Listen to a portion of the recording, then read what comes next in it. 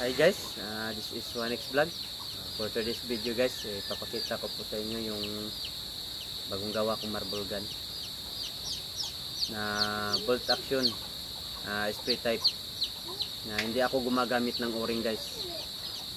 So ito yung bat natin. Yan yung bat. So ito yung tangke. Ito yung barrel. At ito yung ano ng bolt natin. At ito yung pinaka ano natin na bolt. Ito guys lock. So ngayon guys, assemble natin. So kung napapansin nyo guys, hindi ako naglalagay ng o-ring dito.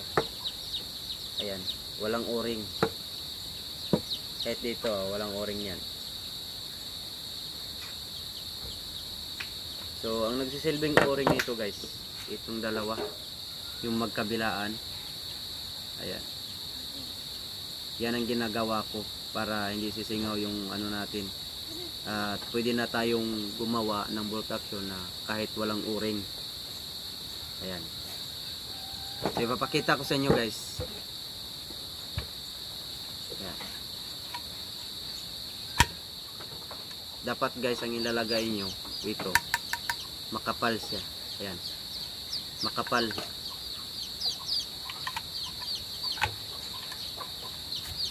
Ayan, ititesting natin guys kung lalabas ba dito yung hangin. Ayan, dito kung sisingaw ba. So wala pa itong epoxy kaya anohin na natin.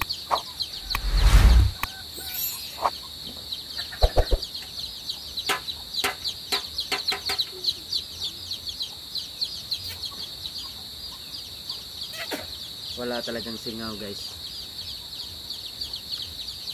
So kung itatanong nyo guys kung paano ko ginawa dito, tuturo ko po sa inyo. Ayan. Ito guys, ito nagsisilbing o-ring natin. Ituturo ko po sa inyo kung paano ko ito ginawa. So dapat guys, ito susukatin natin kung gaano ito kalaki dito sa pinaglagay nito.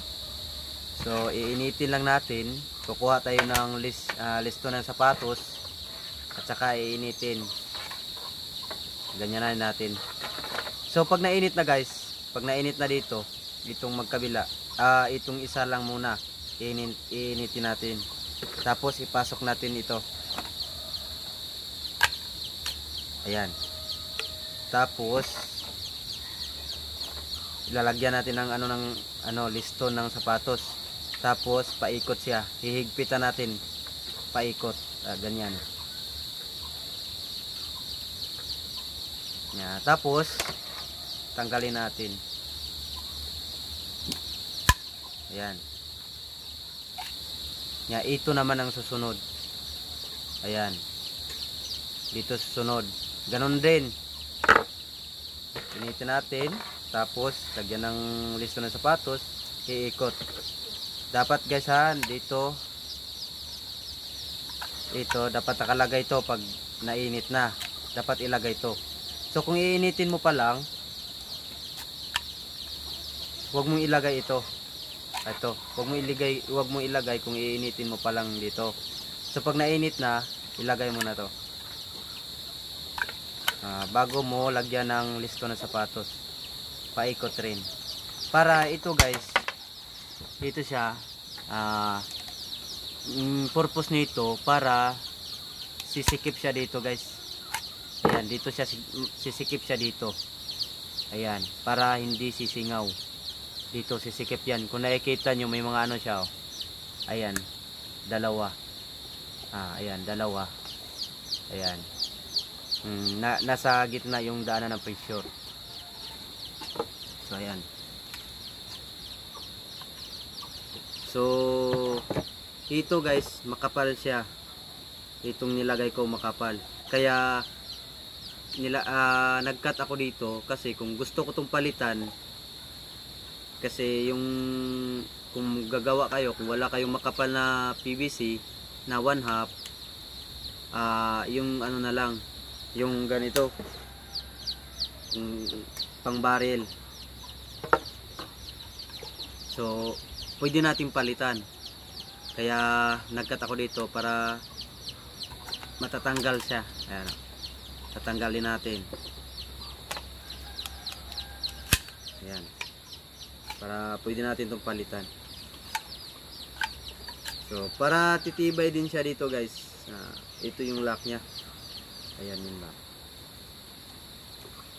Ayan. So dito naman tayo sa ating barrel. So ayan guys. So ang ginawa ko dito guys, para mag-lock yung marble natin dito, kinakat ko siya, paikot siya, yung cut niya.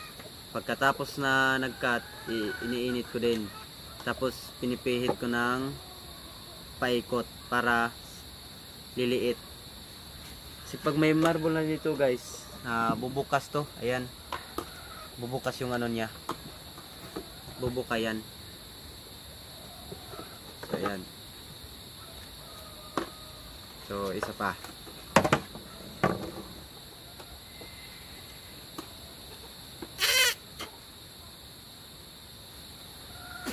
Wala talagang singaw guys. So gumawa na ako nito dati. Kaso nakursunada ng kaibigan ko kaya gusto niyang bilhin. So marunong naman akong gumawa kaya bininta ko na lang sa kanya. So ito yung tangke natin. Hindi gaano kataas. Sakto lang siya sa sukat. So ayan, symbol natin. So sa next video natin guys, tatapusin na natin to. Ipapakita ko din ito pag tapos na. Ayan. Papakita ko din to guys. So ayan.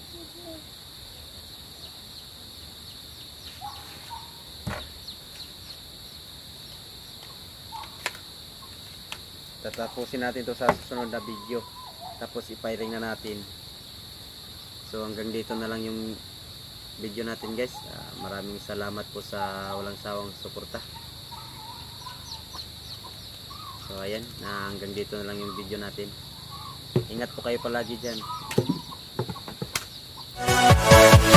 Yeah!